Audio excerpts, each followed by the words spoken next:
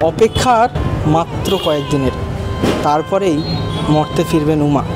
শোনা যাবে বীরেন্দ্রকৃষ্ণ ভদ্রের দীপ্ত কণ্ঠস্বর। মণ্ডপে মণ্ডপে চলছে শেষ মুহূর্তের প্রস্তুতি। সেই ছবি আমরা তুলে ধরছি আপনাদের কাছে। এই মুহূর্তে আমরা এসে উপস্থিত হয়েছি বেতর সার্বজনীন দুর্গোৎসব কমিটির মণ্ডপে। এই বছর তাদের ভাবনা আবর্তন, কিন্তু এই আবর্তন থিমের মধ্যেই রয়েছে একটি বিশেষ চমক। স্থানীয় এলাকার এক অজানা ইতিহাসের কথা তারা তুলে ধরছেন নিজেদের থিমের মধ্যে দিয়ে।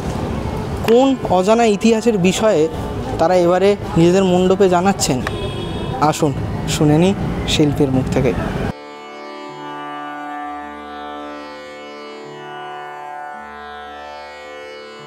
এবছরের ভাবনা আবর্তন, যার অর্থ হচ্ছে ঘূর্ণন।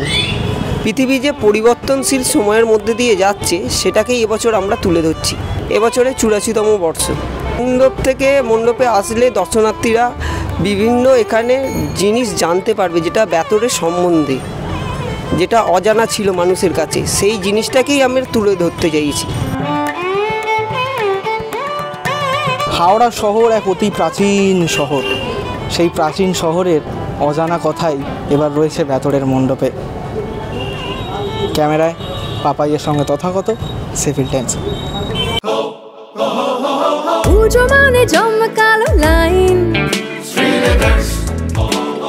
Dropbox লোফা লুফি আইন,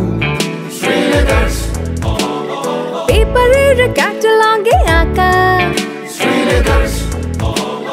বাঙালির ইমোশনে মাখা। এ ভরসা কি উপায়, জার্নি পায়ে পায় পৌঁছে দেবে ঠিক ডেস্টিনেশন। বিশ্বমান শ্রীলেদার্স, কাটিদার শ্রীলেদার্স। শ্রী লেদার্স, হাওড়া ময়দান। আপনি কি জটিল কিছু সমস্যায় ভুগছেন, সমাধান পেতে চান? যোগাযোগ করুন প্রখ্যাত জ্যোতিষ ও তান্ত্রিক মনসারাম ভট্টাচার্যের কন্যা মনসা কন্যার সাথে। প্রখ্যাত জ্যোতিষ ও তান্ত্রিক মনসা কন্যা হাওড়া জানবাড়ি ও হাতিবাগানের নিজস্ব মন্দিরেও বসেন। যোগাযোগ 9830106967 আর 9239655323।